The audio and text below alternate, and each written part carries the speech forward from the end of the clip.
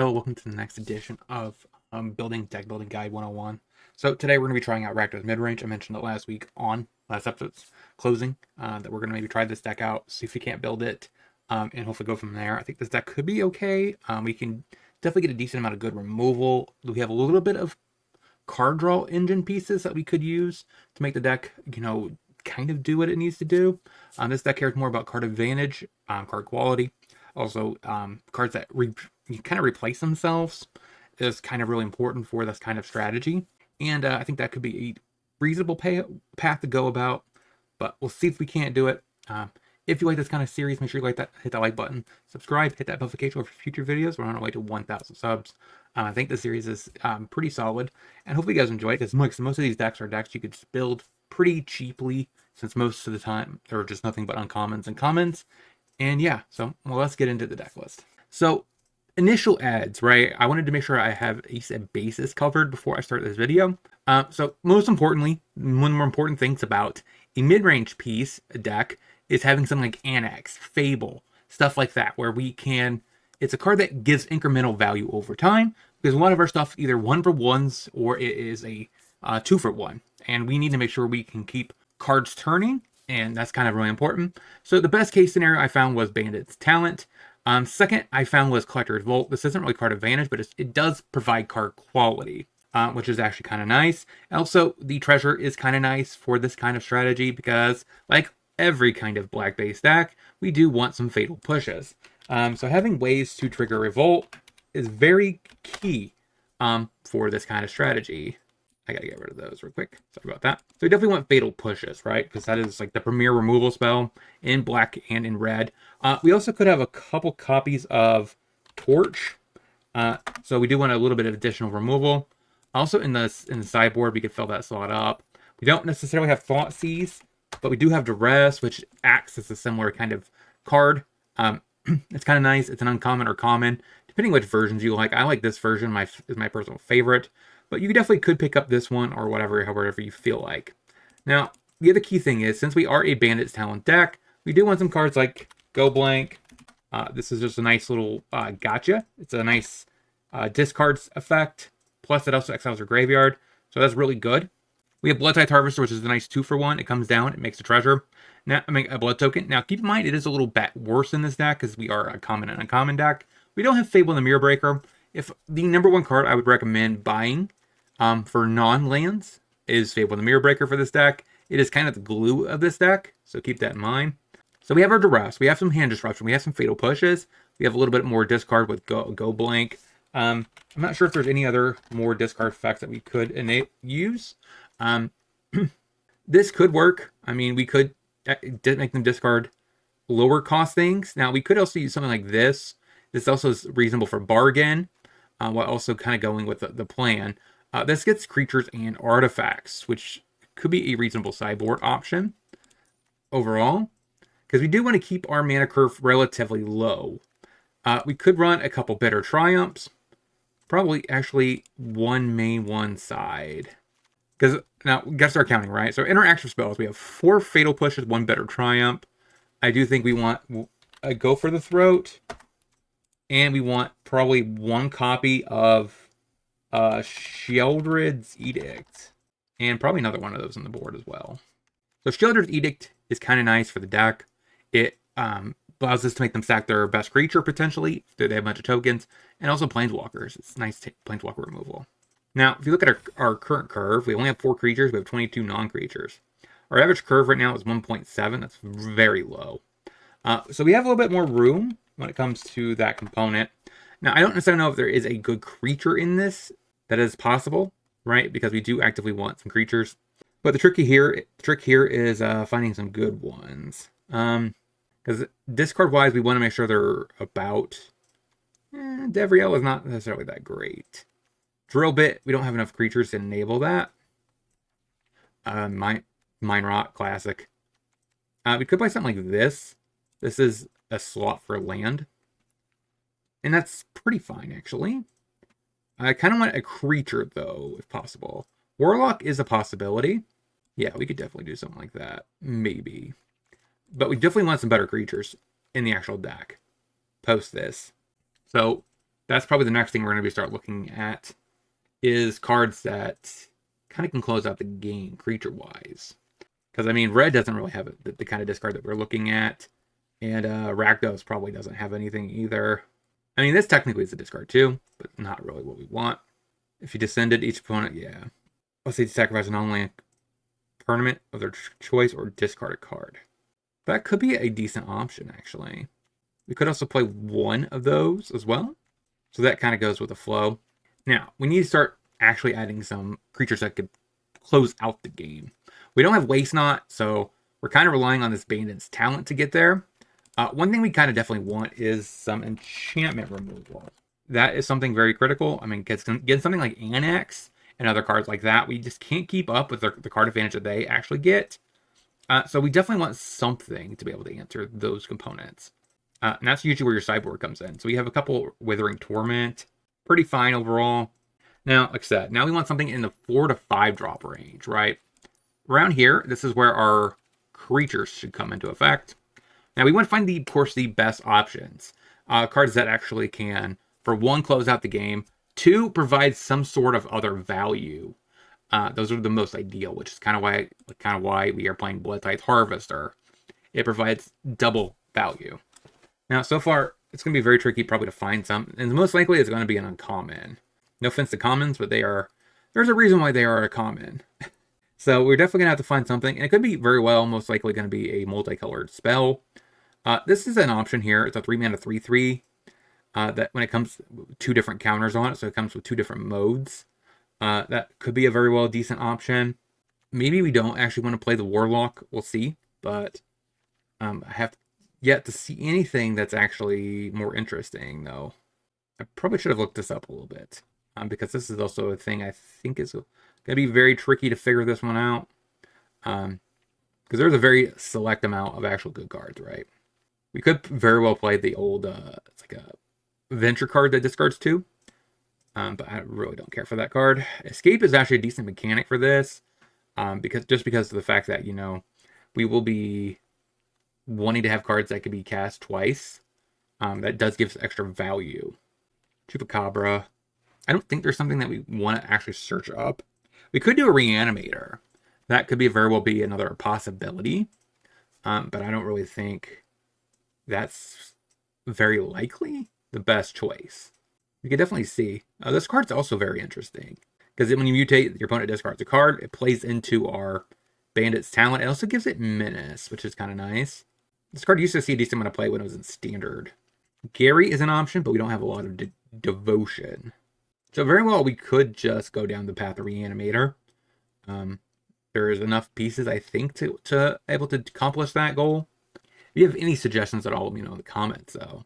I could take your suggestions and add it, and adjust it, so that way people get the most optimal list. Because I do want that component. But like I'm trying to find a card that stands out, that kind of clicks all the boxes. That's a good creature on its own. Like I said, it's most likely going to end up being a multicolored card. Unless there's some sort of medium-sized Dragonflyer that fits some boxes. But red doesn't really have that as a primary thing. Trample. If it was green, it'd be easier, I think. A format of 5/5. I wish I had another trample or something, though. This card actually was a decent card in Limited. And Raid is not a bad mechanic. A lot of the times it does give you some sort of card advantage or something like that. Also, Avengers are interesting. I don't know if I should. I probably will try to look at that. I don't want a vanilla trample haster. That's not what I'm looking for. Here we go. Here's the black-red starting. Create 1/1. Whenever another creature artifact you control with one of the graveyard, but oil. No, too much. You may sacrifice a creature. If you do, it gets +2/+2. No, good. Not good. Create a Power Stone. Sacrifice another creature artifact. Other creature control. Nope. Not really what I'm looking for. Mayhem Devil's really strong, but it's not really something we are actively going for. But a counter on if you do. I mean, this card is decent too, but like I said, I'm not sure. This card I used to like. When it enters, it does 2 damage to opponent and 2 damage to a planeswalker or a creature. So there's nothing really here. Okay. So that, like I said, that is, I figured, would be one of the bigger ripples for this strategy, is finding a decent card to fill our aggressive plan. We get attacked from multiple axes, and this is kind of a struggle. Mayhem Devil doesn't really fit this deck, even though it's a really powerful card. And I doubt find something over here because, I mean, usually these kind of cards are powered down because they are colorless. So that doesn't seem to be something I would think would be valid. Now, if we go down this path, so that means we are going for the Reanimator plan. So that could be a reasonable choice. I mean, we have this dog. This dog can, you know, mills 3 cards. Yeah, so it could do some stuff. I mean, that's a very expensive removal spell. This is also a possible thing, but we don't really have that many creatures to go off. Like, this is the card I was talking about earlier. It does have a mode where we could make them discard 2 for 4. And then later it becomes a reasonable body, but not really what we're looking for. This could be potential. Reach creature card. That's not really what we're looking for either, I guess. We're looking for something. Maybe this is the card. It kind of does 2 things, right? Remember, when we run out of cards, it makes us draw 2 if you top deck it later, and then it's a potentially 1 mana 4/5, which is not a terrible body overall. Like, that seems to be a pretty reasonable threat. We're not really going to go with something like a 6 mana 4/4. That is definitely not. And a Shivan Dragon, not really where we want to be either. Yeah, so I'm under the impression maybe that is the best choice. Because we could go to the Reanimator plan, which this could very well be that, but that means we would be 3-colored. And that doesn't seem very good. We also could go to something like this. Am I crazy? But did I not see a black-red big fatty? That's pretty extreme. So I'm under the impression that maybe Hearth Elemental is where I want to be. Now, we also could definitely look up something like Adventure. Like, this is definitely something that makes a lot of sense. Because it is a 2-for-1, 100% of the time. And it also kind of does something else twofold. If you find something that actually has a decent body on it, we could definitely fit that into our deck. This is a reasonable body. It also gives Devil Strike to something. Crabby Giant is a reasonable threat as well. It's not like something you're going to write home about. And this is definitely a decent card. No, actually it's not. 3 mana -2/-2 is horrible. But yeah, I am kind of thinking I want something like this. 4 copies of this card, it seems like it makes the most sense out of the available options. It does 2 folds. It does allow us to have a top deck. We can Stroke of Genius if we have nothing else in our hand. Draw 2 for 2, not terrible. Then we have a 1 mana 4/5. So, like I said, it is a card that checks our boxes, which is a card that is a 2-for-1.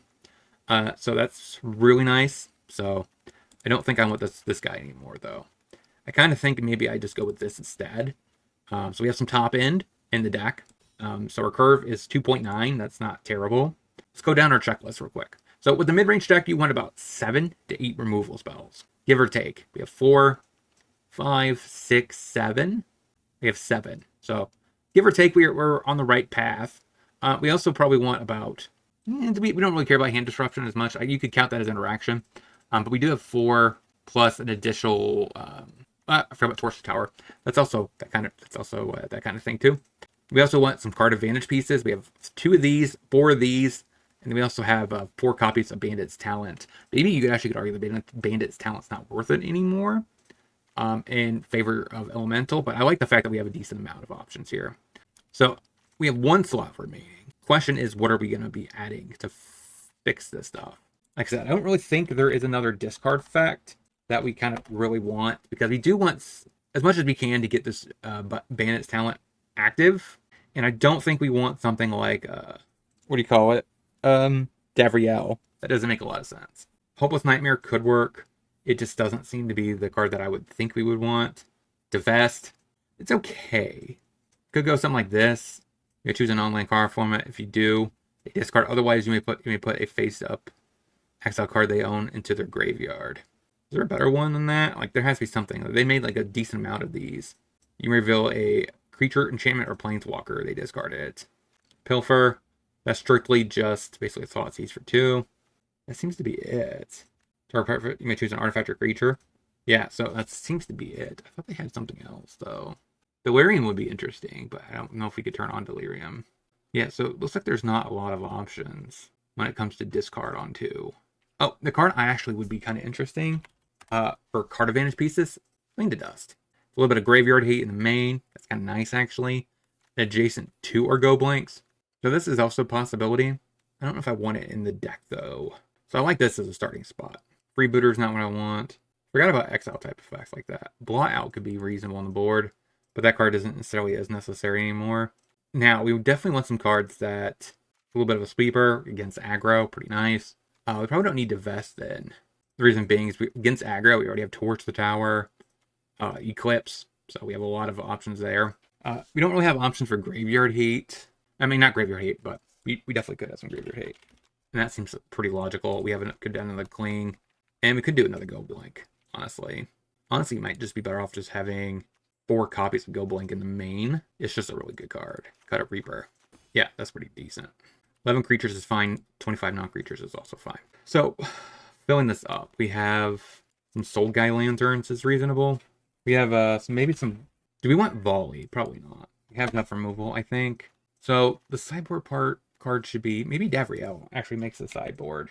And the reason being is because against something like Control and whatnot, you kind of want something like this. That's harder to answer. We also could play something like Ashiok too. Maybe that's actually the Graveyard Hate we want, not Soul Guide Lantern. It actually hates on other strategies too. We could play Damping Sphere. There's a couple copies. I wish I had another... I don't know if I want another Collector's Vault though. But just since Vault is something that I would think you want more in... Yeah, no. I think in that particular situation, I think I'd rather just have another Cling to Dust. So trimming up our sideboard, what does that look like? Honestly, I don't think Bitter Triumph makes this cut. I'd rather just have to go for the Throat, because it just kind of answers most things as well. It just doesn't hurt us, especially since card advantage is critical. So honestly, you could argue that we shouldn't even be running this card in the board too, because we don't really want to discard cards. I think Torch the Tower could come in definitely for something like Fatal Push, hits Planeswalkers, does that kind of stuff. We also have Davriel. I think this actually covers most things. You might argue that we don't need this really that many Ashioks with the 4 Go Blanks in the main. We have a decent amount of Graveyard Hate naturally because of that. If there's a creature that I'm missing it's actually a really good good creature for this kind of strategy, let me know in the comments. But a lot of the ones that I'm used to are rares, right? Bone Crusher Giant, Sheoldred, or Mythics too. You have even Graveyard Trespasser that's been kind of obsoleted. It's technically as a rare. But I do think this is actually a solid basis. Hearth Elemental is probably a fine card to play. Just top decking this, drawing 2, find yourself a removal spell, and kind of go from there. The mana base, I wish I kind of had more utility here, but kind of take what you got to get, or take what you have access to. We also could play a Phyrexian Arena. Technically, you start with that. Yeah, we could definitely play Arena. Since you do start with that, that's actually more of a main board card, I think. Personally, maybe over Collector's Vault. Actually, probably over that. Because I really do like making treasures. Just because treasures is something you can easily sacrifice, and enables your Fatal Push's Revolt. But I think that's it. I think that's the deck, actually. I would like to know what you guys think about this deck in the comment section. If there's something you guys would recommend overall. But I think this deck does cover a lot of different options here. Especially since, like I said, we do have most of our common strategies of mid-range in here. We have a decent amount of interaction. So across the board, most of our interaction is cheap, which means our curve a little lower, but our actual win cons are not really all necessarily that cheap. But Hearth Elemental can be cheap. Reaper of the Night, not really cheap. But for a common, it's not terrible. I could look back. It might be a little bit of adjusted, but I could look back at the actual deck. Let's see, your starter decks. And I could actually find a Rakdos rare there that could be played as a copy. Besides that, let me know in the comment section what you thought about this list. What cards would you have suggested that are common uncommons that are really good cards for a mid-range deck other than Bloodtide Harvester? I'd like to know all that in the comment section. And I do think this is a decent way to start your collection off, because as you go along, you're going to be adding stuff like Sheoldreds, you're going to add stuff like Fable of the Mirror Breakers, and then maybe even Annex and stuff like that. So as you move forward, you're going to be adding more cards as you keep competing and getting more gold to unlock more packs. So, but until next time, I hope you guys have a great rest of your day, and I'll talk to you guys next time.